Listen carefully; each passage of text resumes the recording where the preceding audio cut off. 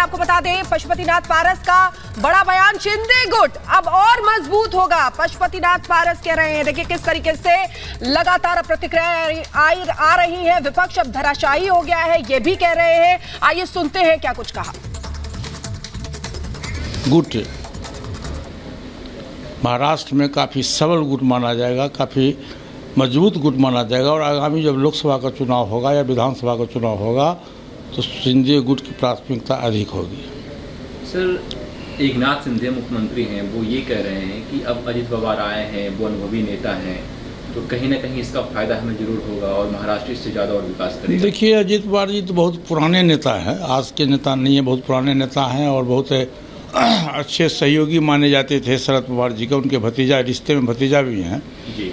लेकिन अब अजित पवार जी के आने के बाद मैं समझता हूं कि एनसीपी पार्टी महाराष्ट्र में करीब करीब वो समाप्त होने के कगार पर है और बहुमत, आप देखिएगा कि बहुमत जो कुछ भी विधायक बचे हुए हैं सभी के सभी अधिकांश लोग अब अजित पवार के साथ आ जाए।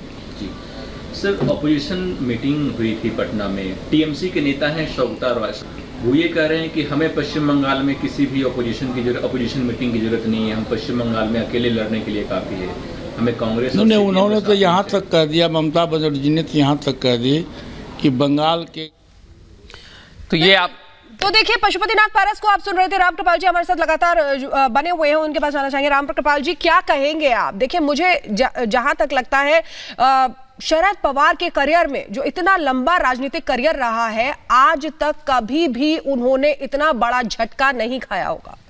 देखिए, वो एक तुलसी ने लिखा है कि तुलसी ये धरा में प्रमाण भरा, जो फरा सो झरा, जो बरासो बुताना। हर चीज की योग होती है। देखिए, मैंने जैसा कहा कि जब भी आप सफलता कूटनीति को आइडियोलॉजी से ऊपर रखेंगे तो एक न एक दिन आप एक्सपोज होंगे, चाहे कोई भी राजनीति में हो। इसलिए हम कहते हैं diplomacy and ideology go together, लेकिन कभी भी डिप्लोमेसी आइडियोलॉजी को सुपरसीड नहीं करनी चाहिए। तो आप जिस नैतिकता राजनीति में देखिए, नैतिकता को लेकर के आप चलिए, ठीक है, बहुत सारी चीज़ें समझौते करने पड़ते हैं, सारी चीज़ें, लेकिन जब ये लगता है कि आप अपने परिवार के लिए किसी को धोखा दे सकते हैं, डबल रोल प्ले कर सकते हैं, तो फिर आप जान लीजिए जनता की निगाह में बहुत जल्दी गिर जाते हैं। याद रखिए, 400 सीट से कांग्रेस 44 सीट पे आ गई इसी मुल्क में, मैंने वो भी देखा है दिन। तो जनता इतनी वो नहीं है, जनता बहुत जागरूक है। और हमेशा एक बात जानिए, जनता, गरीब आदमी भी होता है ना, वो इज्जत, उसके लिए नाक ऊपर है, पेट नीचे होता है, सब कुछ चीजें होती हैं, लेकिन वैल्यू समाज में एक नैतिकता, और जो आदमी का चेहरा उघड़ जाता है कि यह अनैतिक दांव पेच ही करता है, वो वही हास्य होता है जो आज शरद पवार का या उद्धव ठाकरे का हो रहा है। और ये हमें दिखा है, क्योंकि शरद पवार ने भले ही कुछ किया हो, लेकिन आपके साथ तस्वीरें भी चल रही हैं कैसे महाराष्ट्र का घटनाक्रम 1:30 बजे से बदला है। ये दर्शकों को एक बार बता देते हैं, एकाएक बदल जाता है समीकरण। अजित पवार कई सारे विधायकों को लेकर चले जाते हैं और फिर डिप्टी सीएम बन जाते हैं। 2 डिप्टी सीएम इस वक्त हैं, देवेंद्र फडणवीस हैं, अजित पवार हैं, और कई सारे मंत्री भी आ जाते हैं। लेकिन अब सवाल ये, चुनाव चिन्ह की बात हो उससे पहले ये देखिए एक तस्वीर दिखा देते हैं। यही वो मंत्री हैं जो अजित पवार के साथ आए और अब शिंदे कैबिनेट का हिस्सा है। लेकिन बड़ी बात ये, अजित पवार ने कह दिया है कि एनसीपी, हम पूरी तरह से एनसीपी को लेकर आए और शिंदे के आवास पर पहुंच गए, यानी मुख्यमंत्री आवास पर पहुंचे डिप्टी सीएम अजित पवार। ये इस वक्त की बड़ी और अहम जानकारी हम आपको बता रहे हैं। एक एक करके अब घटनाक्रम फिर से बदलने लगेगा। शिंदे के आवास पर इस समय अजित पवार पहुंचे हुए हैं। अब वहां पर दोनों के बीच में बातचीत होगी, दोनों के बीच में चर्चा होगी। छगन भुजबल भी साथ में, और अभी हमने देखा था कि प्रफुल्ल पटेल भी उनके साथ में थे प्रेस कॉन्फ्रेंस में।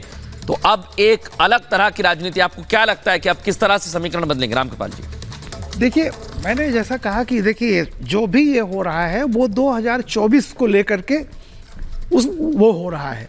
और ये सीधी सीधी एक बात हो गई है महाराष्ट्र में, तो पूरी तरह से जिसको कहिए कि आप बीजेपी एनालाइज, वो इतनी मजबूत स्थिति में है कि 2024 में महाराष्ट्र के लिए तो सेंटर में निश्चिंत है, कोई ऐसा नहीं है। और दूसरा मैं कह रहा हूं, जो भी आप ये कह रहे थे कि चुनाव चिन्ह और ये सब है, देखिए 1 साल से कम में महाराष्ट्र में चुनाव, 1 साल के करीब और कम, हाँ। तो कल को अगर मान लीजिए आज डी फैक्टो जो है वो एनसीपी का मतलब अजित पवार हैं, क्योंकि देखिए मेजॉरिटी विधायक उनके साथ हैं, सांसद उनके साथ हैं।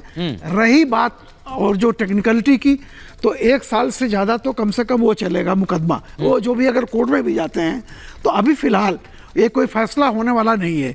तो रामकृपाल जी, मैं आपको रोक रहा हूं, माफी चाहता हूं। कोर्ट वोट सब होता रहेगा, कोर्ट वोट सब होता रहेगा जनता की अदालत में। मैं जरा अपने डायरेक्टर से बोलूंगा, जरा धीरे बोलिए, चिल्लाइए मत कान में। दूसरी बात, रामकृपाल जी को लाइए जरा ऑन है। संदीप वहां पे है, अलीशा वहां पे है, उनको जरा देखिए। रामकृपाल जी, कोर्ट वोट होता रहेगा। हमने देखा उद्धव ठाकरे ने कोर्ट करके क्या उखाड़ लिया। एग्जैक्टली रामकृपाल जी को लाइए उन्हें, क्या कर लिया जनता ने तो जवाब दे दिया। और वो ये कह रहे हैं, अजीत पवार ने कहा मृदुल और शिखा जी कि रामकृपाल जी की शरद पवार से भी मेरी बात हुई है। उन्होंने कहा I have everyone support, Pawar साहब से मेरी बात हुई है। तो मुझे तो ये समझ नहीं आ रहा कि ये जो सारा ड्रामा है, जो पहली बार भी कहा गया था कि शरद पवार की ब्लेसिंग से हुआ, ये हुआ है कि नहीं हुआ है? क्योंकि प्रफुल्ल पटेल, आप जानते हैं Ramkripal ji, Praful Patel is like his own sun.